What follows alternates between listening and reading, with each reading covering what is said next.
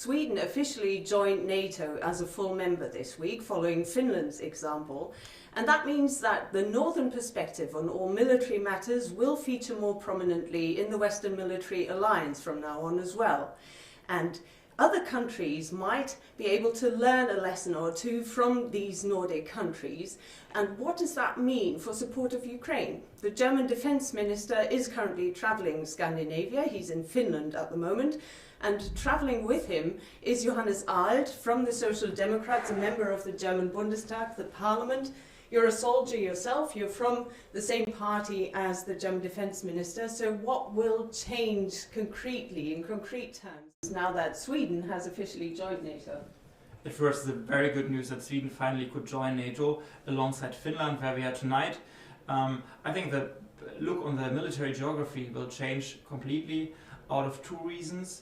At first, we have now the Baltic Sea as a almost sole NATO ocean, and the other point is also that the geography alongside Norway, that we have a bigger depth in the Nordic part of Europe that we have to defend. We have longer borders to Russia. This changes a lot and gives another strategic view on Northern Europe. And when it comes to the northern mindset, we've noticed here, travelling Scandinavia, that the perspective, especially by young people, when it comes to defending their country, is quite different to what it's like in Germany. Can you tell us a bit about that mindset? You served yourself in Sweden for a while. In Sweden, security is part of the public debate. This you see that you have two conferences every year where parties just discuss about security for a week in public. So it's exchange. You have a lot of organizations that contribute to the defense of their country. This is they have in Sweden and Finland, and as we also learned now, they have a very strong Norwegian defense. They have a culture where everybody wants to contribute to the total defense system. That's a very comprehensive view on security that does not just include military security, but also civilian defense, also the economy that has to contribute to this matter. And people are willing, and the Swedes and the Norwegians made turn conscription service to an IT article, so it's actually quite just cool to serve in the armed forces, and this is quite different from Germany right now. And this is something that the German Defense Minister has said repeatedly on this trip, that he thinks Germany should have a proper debate about how to recruit more young people and the right people for the German armed forces, that young people have to give something back to their country. Where are we standing when it comes to that German discussion, if you could just sum that up? Because, of course, conscription, obligatory conscription was paused in 2011. In my personal program, I went to election with introducing a national service, so 1 year for every young man, every young woman of choice, from development, work, schools, kindergarten, hospitals to a military service. That's not the position of my party by now, but my personal position, and also locally supported by the party. But what we now need is a debate that the service of young men and women is needed in Germany. It's clear that a new form of conscription will not just include men. That means we have to change our constitution. And we have to discuss if a Nordic form of conscription, that means that we just take a very minor percentage of an annual group of young men and women take into the conscription and just choose the best, or if you take all young men and women that live in Germany into a kind of national service. This we have to discuss. This debate we should take a few months, but I think we have to decide it in the very short future, because it takes years to build up the service and the system to take all this young men and women in our system, in the civil defense and the military defense. What you just mentioned about changing the constitution, that would of course be required if you wanted to include women. This is of course something where this model would not work in the year 2024 or 25 if you only had it for men, just to specify again why the change of the constitution would be necessary. What is it that makes these countries high up here in the north so aware that they need to be able to defend their own country, when talking to young people in Germany you get the feeling it's very far away, that there is potentially a threat? Especially Sweden and Finland had a 200-year-old tradition of being politically neutral, or don't have any military alliances at least. So that means that they had to depend on their own, they had to trust on their own, they knew they would stand alone in case of a defense, in case of a war. And this transformed the whole society and formed a strategic culture where it's clear that you have to defend your country, that you have to contribute if the liberal values and the right to choose yourself how you want to live, if you want to defend this. And this idea, together with probably the approach to take young men and women serious and making conscription an IT article also in Germany, this we should inhale, breathe deep and take into the German discussion, and I hope we will succeed. But there are people who are saying it's essentially also an infringement on people's individual freedoms if you tell them, we're going to tell you what you have to do when you're 18. How do you counteract these arguments that other people might want to start a civilian career?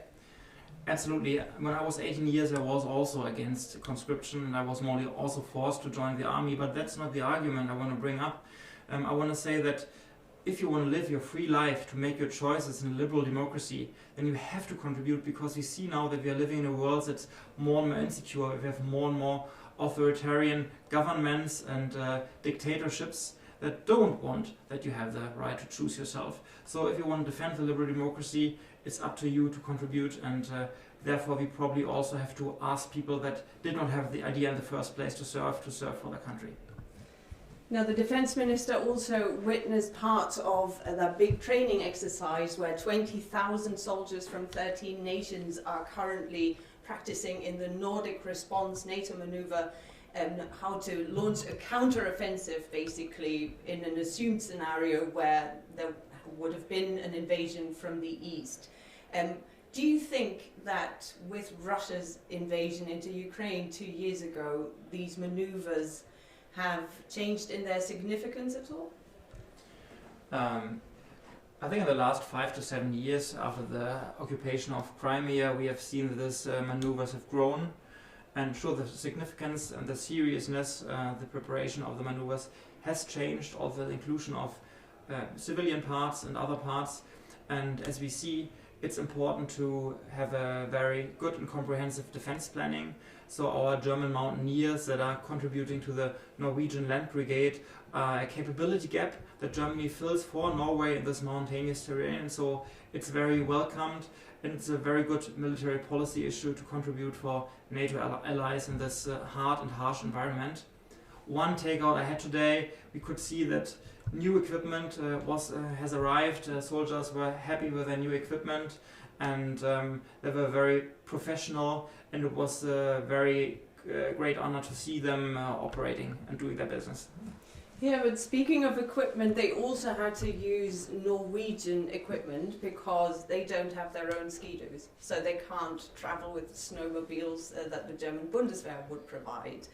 So Germany is not quite yet equipped for a scenario like this. When will that change? I think we have a minister that likes to take decisions and like to take quick decisions. And in the German Parliament, we have seen the number of procurement decisions has grown from 25 in 2022 in the last year to 55, and this year it will be more than 100 decisions we take. And I think the minister will take all these notes that he took today in this exercise, and that he'll evaluate with his staff, and most probably we'll also have a decision to equip the mountaineers with the ski-do things. We have to adjust, and it's very important to take new technology and the best technology in that we can also dominate the area. How long do you think, Mr. Arlt, is it possible for NATO countries to maintain that balance, try and deliver vitally needed equipment to Ukraine as much as possible, because all the allies say we need to support Ukraine for as long as it takes, and at the same time boost up their own defense capabilities? How much longer can these countries actually have the support from their own populations? Do you feel like there's some sort of a war fatigue? It's very important that we don't continue as we've done for the last 2 years.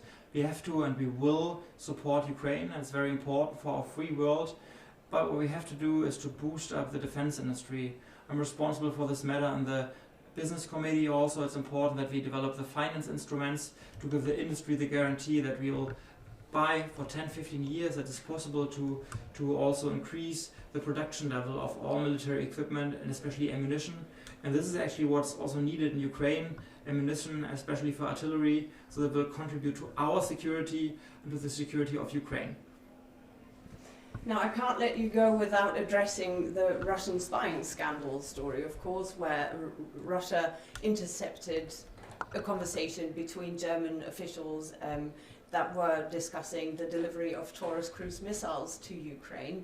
And Boris Pistorius, the German Defense Minister, maintains that allies have not lost trust in Germany. But what needs to happen so that Germany can prove that it is a reliable partner? Germany is a reliable partner. The Swedish Defense Minister, the Norwegian Defense Minister outlined this also to the media. We have here the discussion of an individual mistake that has been made during a business travel in applying a security app. And I think everybody can make a mistake. I did mistakes in my life, also as soldiers, officers, and I think that we should also be able to forgive this. And important is now that we develop finance instruments for boosting the defense industry to produce the ammunition that Ukraine needs, because otherwise they cannot continue with the war against Russia and they cannot defend their country and succeed in the end. Johannes Arlt from the SPD, the Social Democrats. Thank you very much. Thank you.